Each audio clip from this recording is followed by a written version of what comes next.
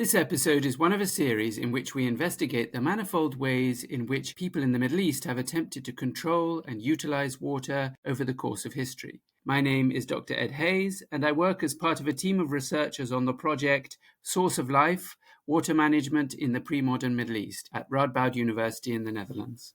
Today we are looking at questions of how to deal with waste and wastewater in medieval Muslim cities.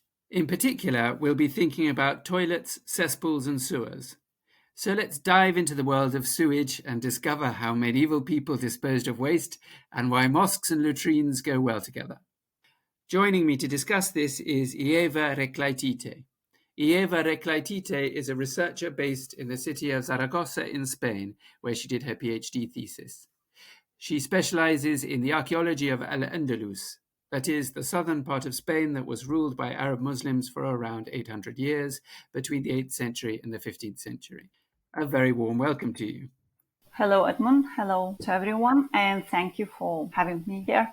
Thanks for being here. Let's just start thinking in very general terms.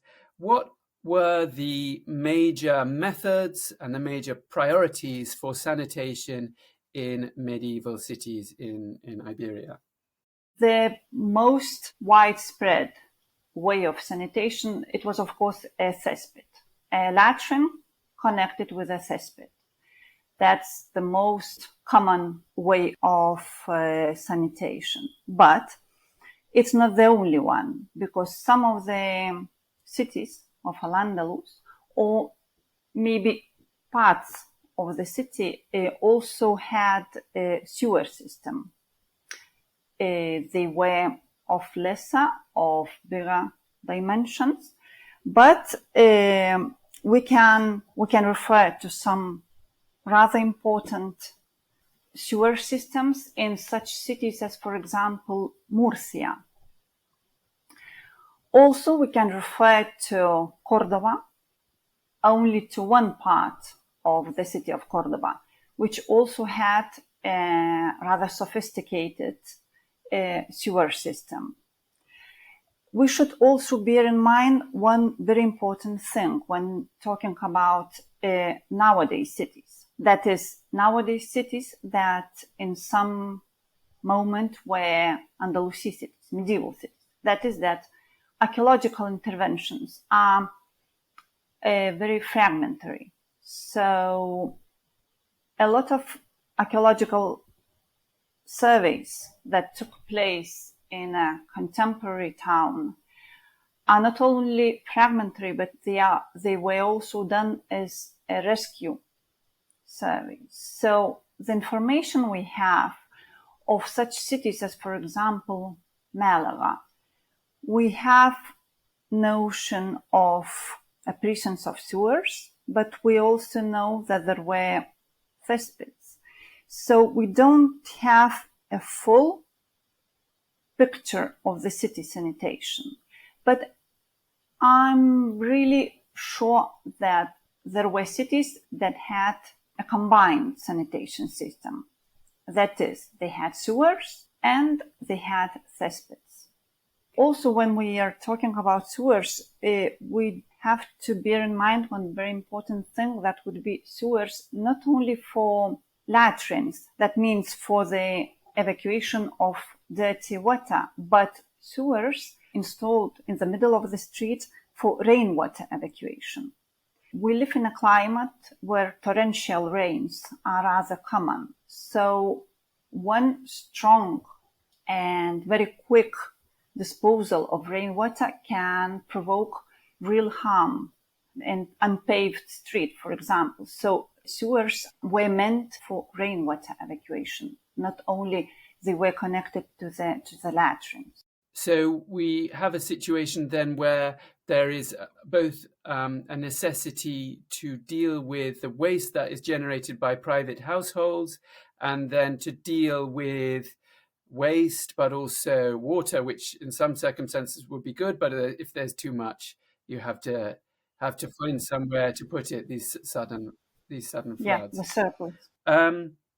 Great. I think that's a very useful then overview of what we're thinking about. Yeah. Are there any other kind of waste types that you'd like to talk about? So we're talking about kind of the households are generating excrement, urine, animal, presumably feces, kitchen waste, ash from the fire. You mentioned wastewater, so I guess water from washing. Yeah. Are there other things that we should consider? We should bear in mind also water from, for example, from baths. Right. Baths are very frequent, were very widespread in all the cities of Al-Andalus. So there was a need of sewers to evacuate water from the baths. So we can speak about not only dirty water, but rainwater that the city had to cope with, but also we have to speak about rubbish, daily rubbish that the inhabitants produced, generated, and also the rubbish that animals also left on the streets.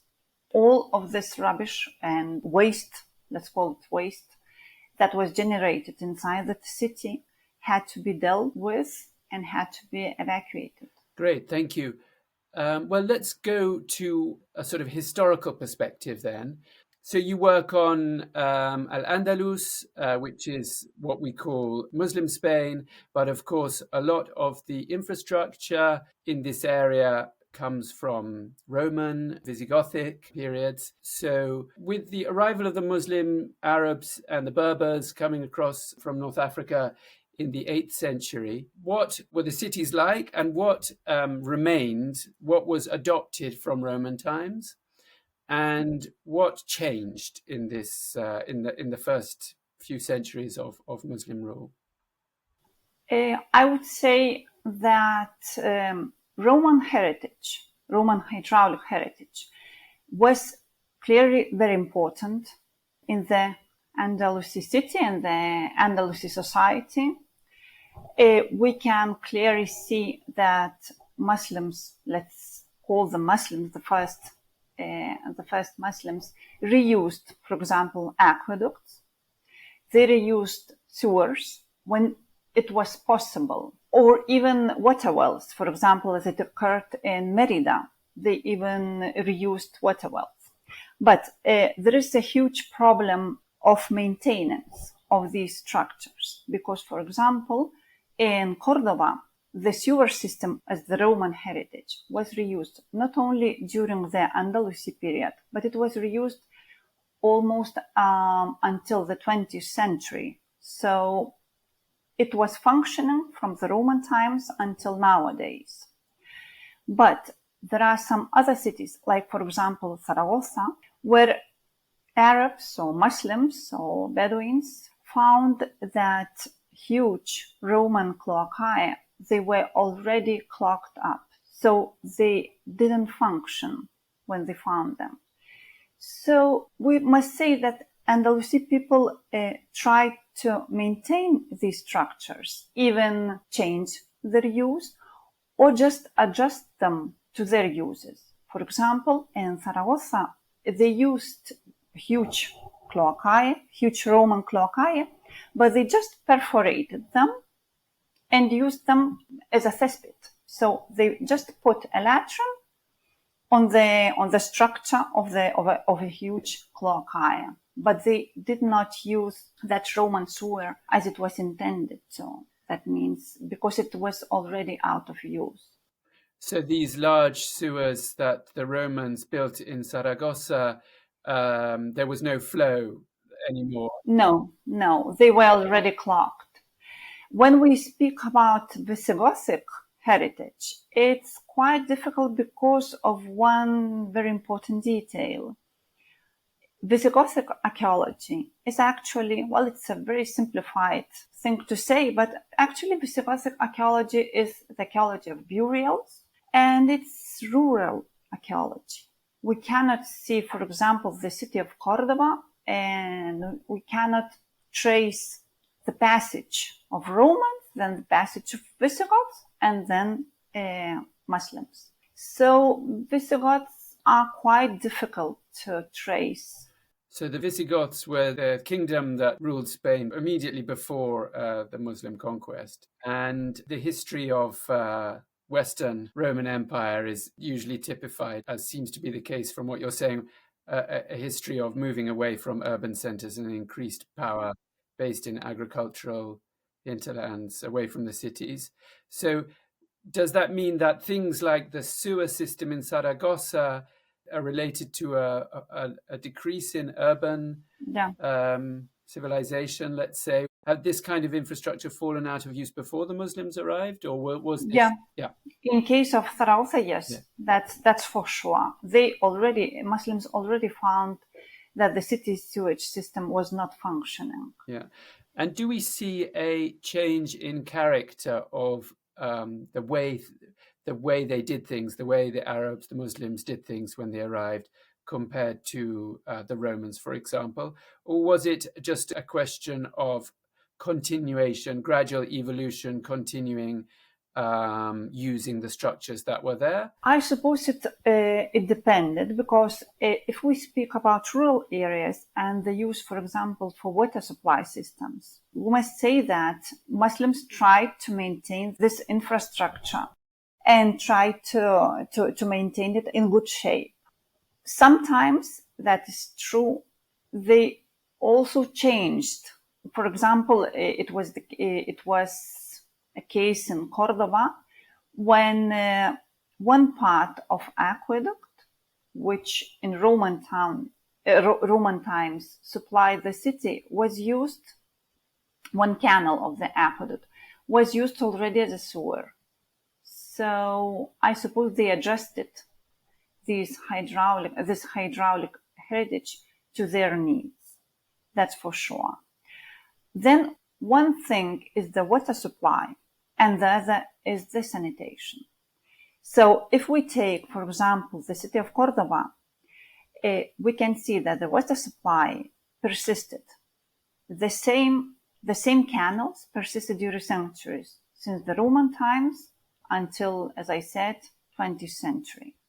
But the sewer systems persisted in the center of the city, but it was completely changed in the suburbs of the city. And why is this? Is the water supply somehow less technical, or why would the water supply persist for so long but the sewerage system not continue? Is this because the pattern of settlement influences this more greatly? I would say that maybe we should talk about something a bit more simple. Let's say, who lives in the center of the city? The palace, that is the fortress, the great mosque, all the, let's say, important institutions are centered in the city center. So there is a need to have the city center better supplied with water, and of course to maintain it in better conditions. So I think that would be the first explanation, the best explanation in case, for example, in case of Cordoba. The suburbs of Cordoba, inhabited by people that had nothing to do with the fortress, with a grand mosque. It's completely different social and economic status they had. Yeah, that makes perfect sense, and it has strong resonances of today as well, the way resources are distributed unevenly across society. Well, that brings us on to something that we've touched on already a little bit, this idea of the private household and a sort of public facility. So focusing in on then again the disposal of waste, the disposal of human excrement and animal waste and this kind of thing. How much of that was something that you would do as a private individual, that you generated this waste in your house and you just had to get rid of it somehow? And how much of that was a public concern that would have been something that the ruler or a local big man or grandee might have looked after? What is the dividing line, I guess, both in the kinds of infrastructure we're talking about, but also the administration of it? How much is public and how much is private? I think it's a very tough question. Why? Because, first of all, if we see the urbanization of a city, of a Muslim city, or let's say of Andalusia city, we can see that each house had its cesspit, normally placed in the public street, but not always. Sometimes it was almost impossible to have a cesspit in a public street. So a person had to have it, for example, in the cul-de-sac. Cul-de-sac was not of his own. It was also of his neighbor. So if we are talking about the sanitation, it was never an individual, as I see it. It was never an individual way of doing things. You always had to have in mind your neighbor. Yeah. That's for sure. Even when talking about cesspits. When we are talking about sewers, that gets a little more complicated. Maybe that is the reason why there is no extensive sewer system in so many towns. Because first of all, you had to have quite an important knowledge of engineering when installing the sewer. You had to have knowledge when maintaining it. Also, as we see in the legal disputes, it was not cheap. If you, for example, had to connect your house, the house of your latrine, with a sewer in the center of the street, you had to ask for permission and you had to pay. So it was always this sort of sanitation problems. They must have been very frequent and they were difficult to solve. Yeah. Can I just now just go back to get a little more detail on exactly what we're talking about? So you say that private homes would have a latrine that was linked to a cesspit, and most often the cesspit was in the street. Yeah. So this is something that is dug underneath the street, underneath the public street, or is it how can you try and explain in more detail how that works? Let's say in a very primitive way, it's just a hole attached to the wall of your house. Okay. That's, let's say, in the theoretical view, that's quite simple and system, a cheap one.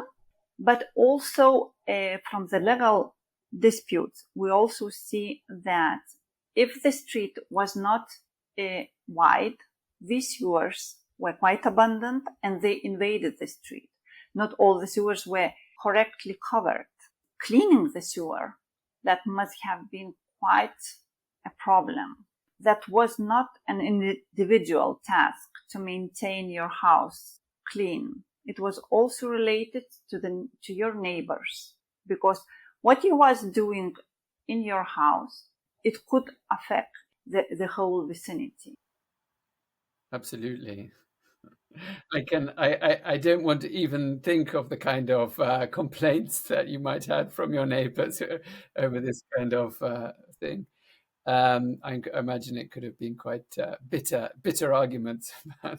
I still need a little more clarity on the infrastructure, though. So we're talking about two different kinds of way of dealing with waste, as I understand it. So you have a toilet in your house, and there can be a hole in the wall that, when you say a cesspit, it's a hole in the ground, or a sewer, which means some kind of channel. No, it's a hole below ground.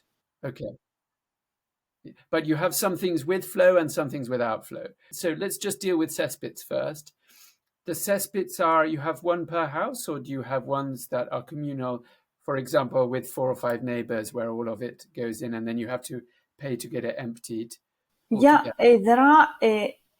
there are cases. I think it was a case in the suburbs of Cordoba where neighbors used the same cesspit. That is the same hole for several latrines. So most probably they had to pay, all of them, they have to pay when cleaning the cesspit. But normally it's one individual cesspit for a latrine. You have one latrine in your house and you have one cesspit in the street. That would be a normal way of installing a cesspit, that would say. And yes, if your street had a sewer, most probably you would have your latrine connected with a sewer. with a subterranean sewer. And if you have, if you have a private cesspit, you say that it's in the street, it's located in the street, Yeah. under the surface of the street. Do you mean you dig a hole in the street and then you pave it over, I guess, at your own expense? Yeah, you put, for example, you just put a couple of slabs of stones, and that's all. Yeah. So that's something, interestingly, thinking about the Roman background, in terms of the legal landscape. That's something where a Muslim city maybe is to be distinguished, because I'm not a specialist on the Roman period, but as I understand it, there was a stronger division between the public space and the private space. Yeah. Is this something that the use of public streets as a place for refuse was governed by Islamic law, and perhaps in a different way than from Roman law? If we're talking about the maintenance of the street, there is a problem, because it seems that there were people who were in charge of cleaning the street. Who paid them? That's the question. We know, for example, from the Hisba treatises, there is an indication that the cesspit must be cleaned by 2 workers, and they had to do that at night, and they must leave the streets clean. What does it mean? It means that the street was cleaned, most probably during the day, that this worker, most probably it was only one man, would leave the street dirty, and most probably it did not cover the street correctly. So all these indications in the Hisba treatises, what they say, it's the opposite. So when they say that the muhtasib should look after the street, that is that the street is really dirty. And if the Hisba treatise says that the muhtasib must prohibit to spit on the mosque or to eat in the mosque, that means it was taking place. Yeah, I guess with these, so the muhtasib manual is the manual for the market inspector who's in charge of public order, economic life of the city, and morality to some extent as well. And I think that's a very important point you make, that these manuals do give us a nice picture of what kinds of issues had to be dealt with in the city. Yeah. But you need to read between the lines a bit, because they present maybe an ideal picture of the perfectly regulated city, but in fact there were more problems. Yeah, in fact it was not. Yeah. So one of these Hisba treatises, they say that it is a clear message. It's like each one has to look in front of his house. So each neighbor must clean the parcel that corresponds to him. And that's all. Okay. So you clean the little plot in front of your house, and then ideally that means the whole street is clean. But if somebody doesn't do their share, or there's waste that belongs to nobody, then that's a problem.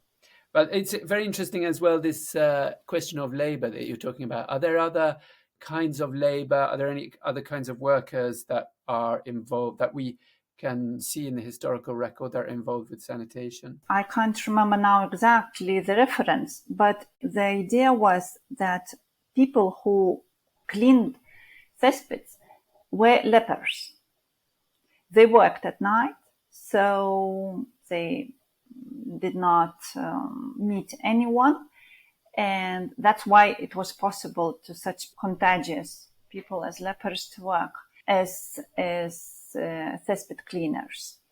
We also know that, for example, mosques, I suppose great mosques, had some staff that was in charge of maintaining the mosque in a cleaner state, let's say that. Not clean state, but in a cleaner state. That is to bring water, to clean the mosque, to clean the mats. There must have been workers dedicated to clean the public edifices such as mosques.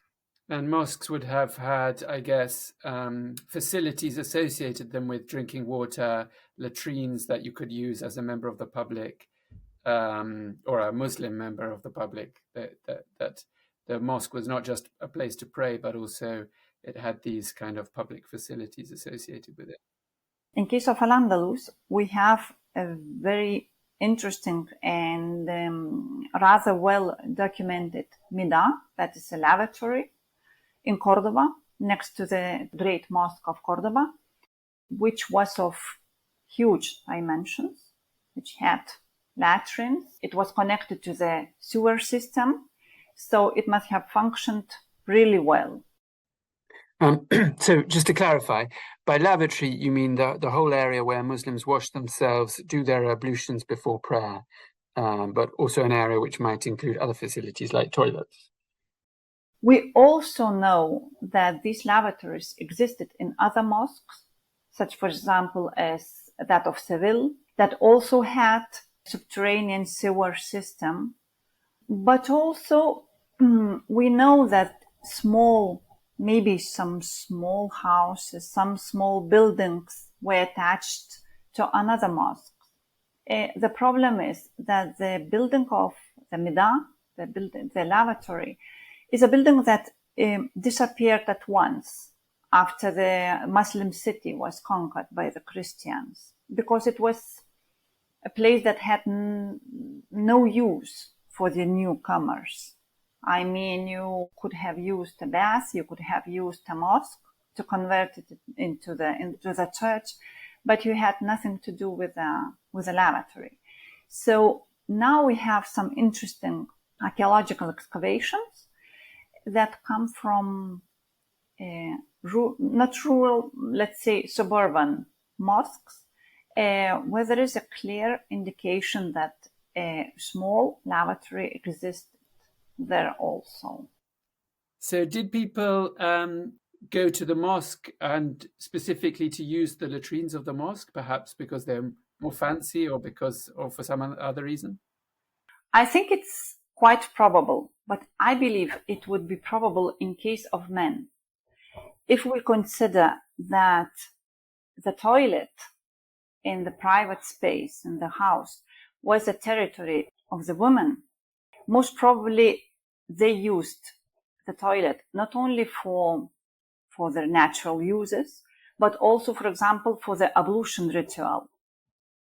So, seeing as we've talked a little bit about the transition from Roman and Visigothic periods to the Islamic conquest and the arrival of Muslims in Al-Andalus, are there any other things that we can notice about first of all, what Christian-ruled cities in Iberia look like in comparison with Muslim-ruled cities in Iberia?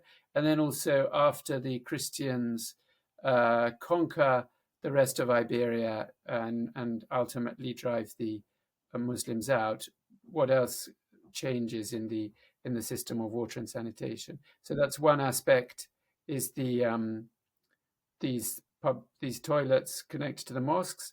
I guess bathhouses would be another. Are there any other things we should think about? Yeah. When we talk about northern part of the Iberian Peninsula, there is one difference, that we have more information, more historical data, because of the existence of municipal powers. So we have ordenanzas, as they are called, that are repeated during years and during centuries, I suppose. So, as in case of Hisba treatises, the same problems persisted during centuries. So all these municipal powers, they all tried to prohibit the same things. That is, the pollution with the latrines. They tried to prohibit discharge of urine in the street, for example, and to cope with rubbish in the streets of the city. So the problems were the same, actually. The only difference is that we have more information on that when in the northern part of Iberia. But the problems were the same. When we speak about post-Andalusia city, let's call it in this way, we should say that during years, new municipal authorities maintained the sewer systems, as it was, for example, in Murcia, where a sewer system was rather sophisticated. It was complicated to maintain, but it was maintained during centuries. Nevertheless, at the beginning of the 17th century, as we know, all the Muslims were, newly converted Muslims, were expelled from the Iberian Peninsula. So it was natural that all these things were forgot. The use of baths, it continued during centuries also. Baths were greatly enjoyed by newcomers. For example, in Cordoba, not only the baths were maintained, Muslim baths, the new baths were constructed also. Nevertheless, everything changed. Of course, in the 16th century, in the 7th century, there was this idea of the purity of blood. It means if your blood is clean, why do you have to clean yourself? So there's something of suspicion in you. So the use of baths wasn't